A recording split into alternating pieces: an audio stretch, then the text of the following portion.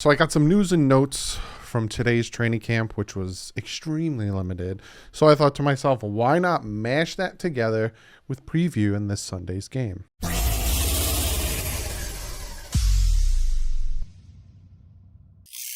What is up, Miami Dolphin fans? Yes, today was training camp day 20. Normally this was supposed to be open to the public, but they went inside for camp, keep closing it off to the public. And even the media beat writers could barely talk about anything.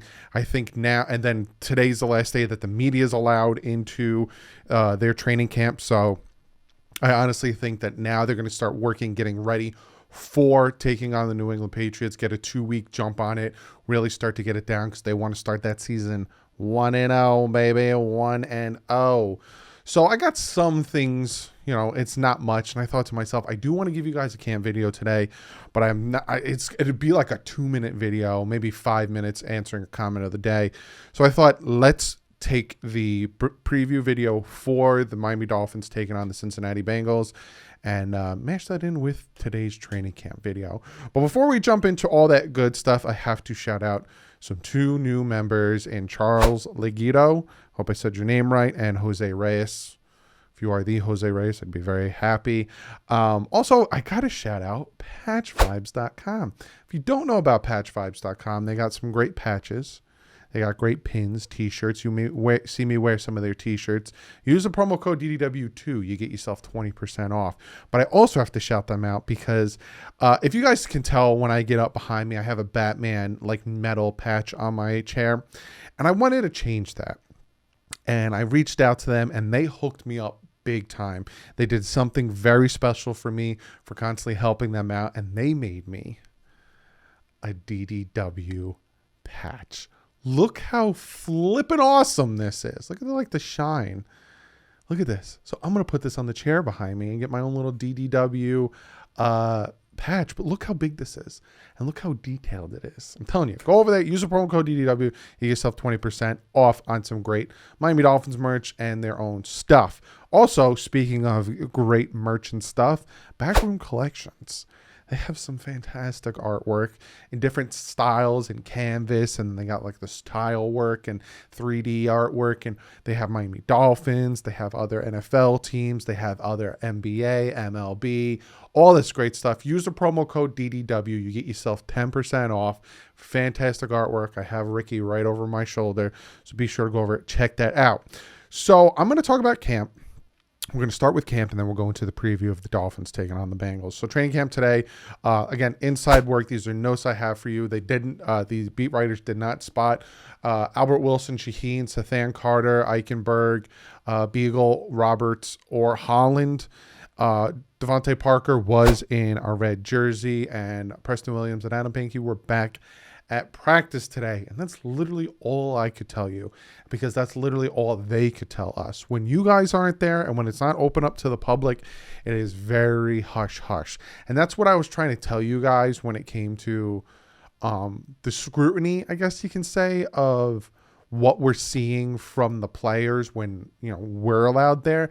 They don't show you, they show you probably about 10% of the playbooks, offense and defense, when the fans are there, because you guys aren't supposed to record, but obviously we know you guys are going to record. I would record myself.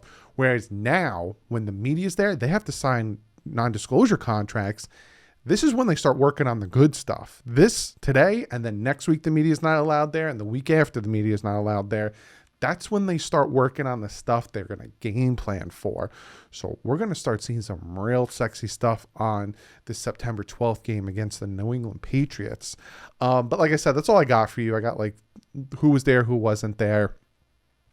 That's it. I got some player quotes. I got my guy, the intern, Patrick Laird, who I am pulling for to make the team. He gave me the time to come on the channel and chat, so I'm pulling for him big time. He says the best advice we've gotten from the coaching staff is don't be the guy to count roster spots. He says everyone has to earn their keep every year. Obviously, they're the big contract guys, but everyone had to earn their keep every year. And like I said, Patrick Laird, if you're watching this, bud, I'm pulling for you. You and Vince Beagle, You were my guys. You came on the channel. You chatted with me. I'm pulling for you guys to make the roster. They also talked with Adam Butler. He says, I'm pleased with what I've done so far, but I'm definitely not content. I've learned to run my own pace. Raekwon Davis has the things he's good at. Aaron Donald has the things he's good at. Some people bring their own sauce to the table. He says, when I talk to him, it seems like he believes in me. It's encouraging to be around somebody who is a leader and someone who is welcoming. I think he's talking about Brian Flores there. But that's what I got for you. Yesterday, I talked about the video of Tua talking about the plays, and I never forgot to pop it up, so I'll pop it up now so you guys can see at the Atlanta Falcons game how he had full control of the playbook and even tells Waddle, and I think it's Grant, what routes they're supposed to run, all that stuff. And then I also have this awesome play, one of the deep post routes to Long from Tua, so I can pop that up for you guys.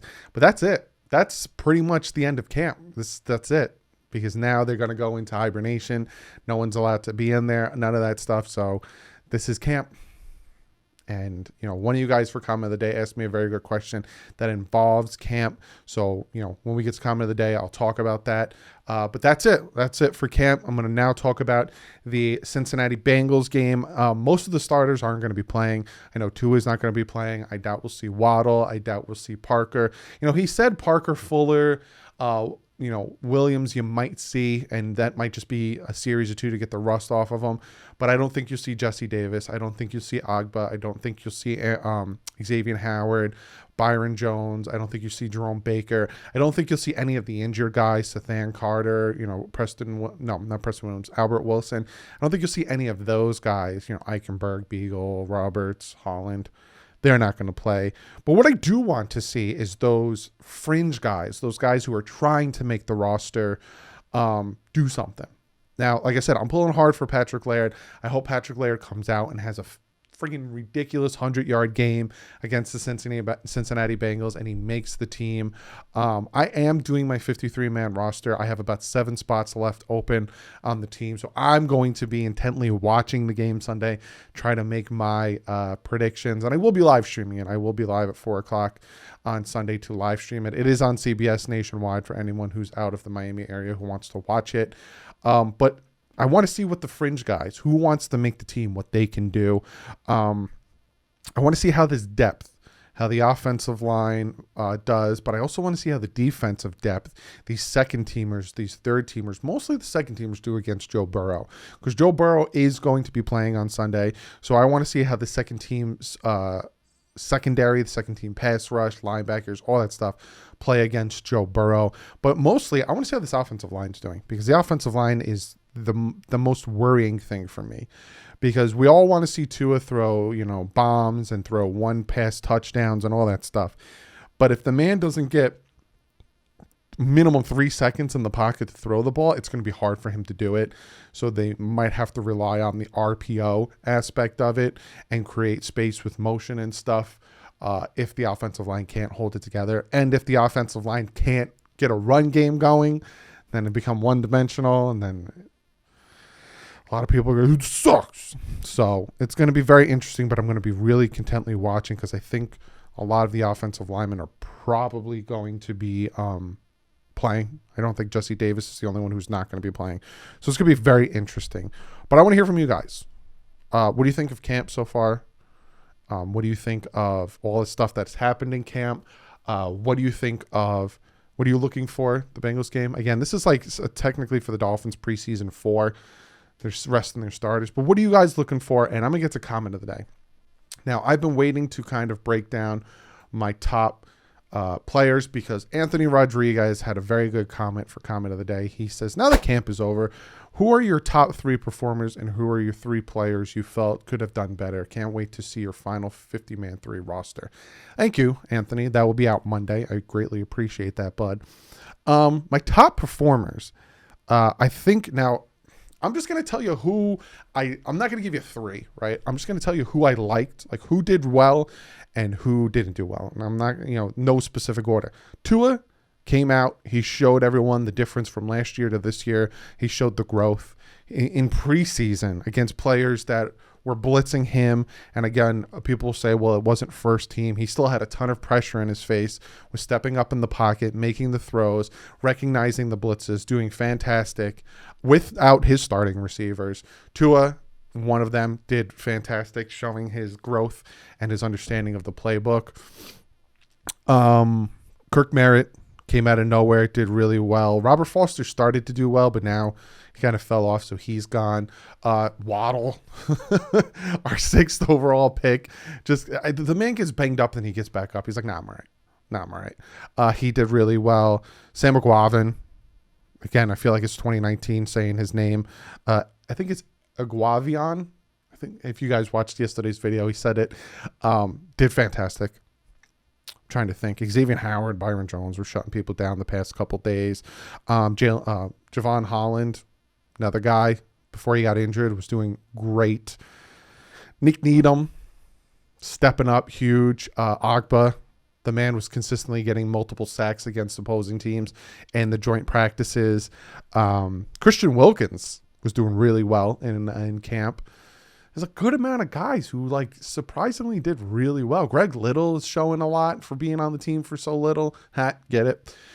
The guys who could have done better. Now, I say Preston Williams and people say, well, he wasn't on the field. That's my problem. Got to get on the field, Preston. And I love that he came out and he said, it is, my injury wasn't from Christian Wilkins. People need to stop blaming him, yada, yada. Thank you. I knew it. So the fact that Preston Williams came out and said that made me happy. But I wanted to see him on the field. Same thing with Albert Wilson. Albert Wilson was doing real well, and then he just disappeared. He got injured. Offensive line, I would have liked to see, Eichenberg. I feel like he let me down. I had such high promise for him, being that he didn't allow a sack for 2 years. But he also said in an interview that was the fact that he had a mobile quarterback helped him with that. The offensive line in general kind of, it didn't let me down because I was worried about it, but didn't help me feel better about it. The run defense, not against our own team, because run defense against our own team, it's going to look fantastic because it's not great. But the run defense, against the Falcons, we weren't letting big long runs, but we were letting chunk plays that were bothering me. There's not a lot of disappointment I had this camp. I was very happy and excited. Jakeem Grant had some down days, but I think he had a bounce back. Noah Igbenogany, kind of for being the 30th overall pick. Maybe the Dolphins assessed him a little bit differently, and maybe they could have got him in the second and took someone different. I felt like he should have done better. Coleman, you could put him on the positive side. I really like the way he's been playing in the slot corner. It's just, there's a lot. 20 days of knowledge, me trying to raffle through it like a Rolodex in my head. For you youngins, before we had cell phones and before we had contacts saved on our cell phones, we had this thing, this box, and it had this wheel in it. And you'd put these cards in it and clip them in. And they had phone numbers, names, and addresses on it. And it was called a Rolodex. And you'd go through it to find your friend, family, and everyone's phone number and call them on your telephone, not your cell phone. I'm dating myself. Born 1987. Look up a Rolodex. But yeah, I think camp overall is, for not having it last year and coming back and playing, I'm very happy with the way camp went. I'm very happy with the competitiveness we had against the joint practices, the Chicago Bears and the Atlanta Falcons. It seems like first day of joint practice, we kind of struggled a little bit on offense. Defense was kind of doing their thing. And then always the second day of that joint practice, boom, we would just show up and shut them down. And go into the preseason game, our first teams would just do fantastic. Miami Dolphins first team against the first team of Chicago, regardless of how many players are in or out, did really well. A few drop passes that stalled some plays, and the interception from Tua, thinking too much when he should have just let it rip to Shaheen. And then against Atlanta Falcons, just demolishing them in the first half. Very exciting and very promising. But that's the video. I hope you guys enjoyed it. I hope you guys enjoyed my camp videos. Now we're going to start transitioning over to the regular season videos. I hope you guys are excited for that, where I start doing the film breakdowns, where I start doing my picks, when I start doing my previews, post games, all live streams, all that good stuff. So if you haven't yet, hit that subscribe button. Also, Got new merch. Get it done, Miami. If you want to grab yourself some of that, it is linked below. You can see the images on YouTube below the video. But other than that, guys, I will see you on Sunday at 4 o'clock for the Dolphins taking on the Cincinnati Bengals. I will be live. Then Monday, we are going to break down the 53-man roster. And then Thursday, I might have the Big O show back on in a late night video. So I got a lot of things planned for you guys. So if you haven't hit that subscribe button, do it. And I'll see you Sunday. Like usual, stay classy if it's up.